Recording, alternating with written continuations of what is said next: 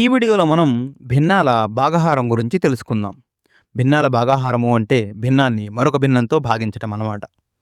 అయితే ఇంగ్లీష్‌లో దీనిని డివిజన్ ఆఫ్ ఫ్రాక్షన్స్ అని పిలుస్తారు. చూడండి భిన్నాల భాగాహారం చాలా సులభంగా ఎలా చేయవచ్చో.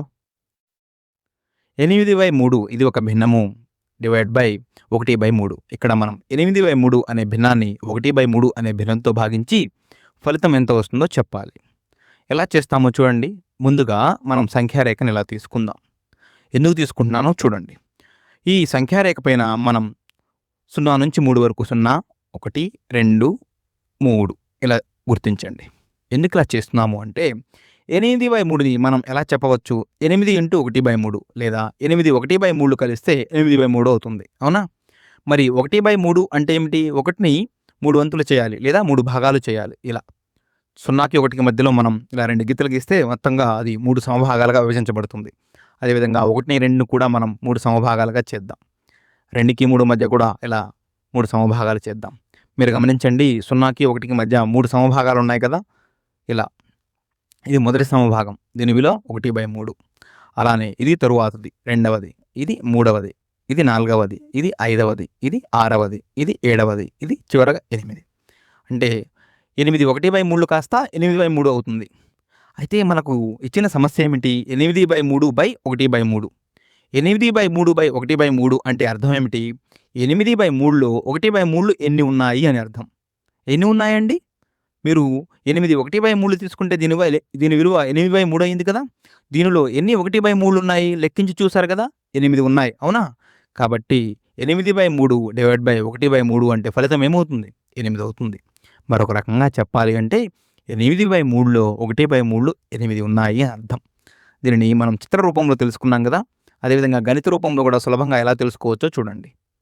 8/3 డివైడెడ్ బై 1/3 కదా! 8/3 డివైడ్ బై 1/3. దీనిని మరొక రకంగా ఎలా రాయవచ్చు?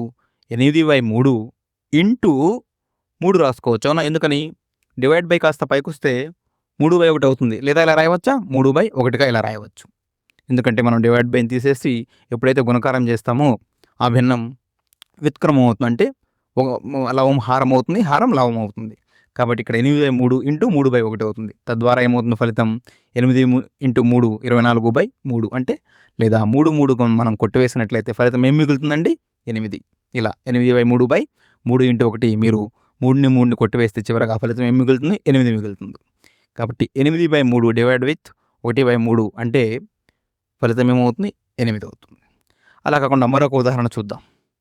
8/3 డివైడ్ బై 2/3. ఈసారి 8/3లో ఎన్ని 2/3 ఉన్నాయో మీరు లెక్కించాలి. ఎలా లెక్కిస్తారో చూడండి. 8/3లో ఎన్ని 2/3. అయితే మనం 1/3 తీసుకున్నాం కదా! 2/3 రావాలంటే ఎలాగా? 2 1/3 అంటే ఇలా తీసుకోవచ్చా? ఇది ఒక 2/3, ఇది మరొక 2/3, ఇది మరొక 2/3, ఇది మరొక 2/3. అంటే 8/3లో ఎన్ని 2/3 ఉన్నాయి? మీరు గమనించండి. పసుపు రంగులో ఉన్నాయి కదా! ఎన్ని ఉన్నాయి? ఇలా 4 ఉన్నాయి. అవునా? గణితప్రాయంగా మనం ఎలా చెప్పవచ్చు చూడండి. 8/3 ఇంటూ 3/2 రాయవచ్చా 2/3ని? ఎందుకని? ఎప్పుడైతే మనం గుణకారం చేసామో లవం హారం అవుతుంది, హారం లవం అవుతుంది. తద్వారా 8 ఇంటూ 3 ఏమవుతుంది? 24 అవుతుంది. 3 ఇంటూ 2 6 అవుతుంది. ఫలితం ఏమవుతుందండి? 4.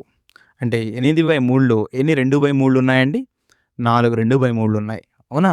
ఈ విధంగా మనం భిన్నాలను భాగాహారం చాలా సులభంగా చేయవచ్చు. తెలుసుకున్నాం కదా! ఇలా. అయితే మీరు తేడా గమనించండి. 8/3 ఇంటూ 3/1 చేసినప్పుడు, 8/3 ఇంటూ 3/2 చేసినప్పుడు ఫలితాలు గమనిస్తే 8/3 ఇంటూ 3/1 లేదా 8/3/1/3 ఫలితం 8 వచ్చింది. అవునా? మరి అదేవిధంగా 8/3 డివైడ్ బై 2/3 అంటే ఇక్కడ ఏమవుతుంది? ఫలితం సగం అయింది కదా! అక్కడ 8 వస్తే ఇక్కడ 4 వచ్చింది. ఎందుకని? అక్కడ 1/3తో భాగించాము, ఇక్కడ 2/3తో భాగించాము. అవునా?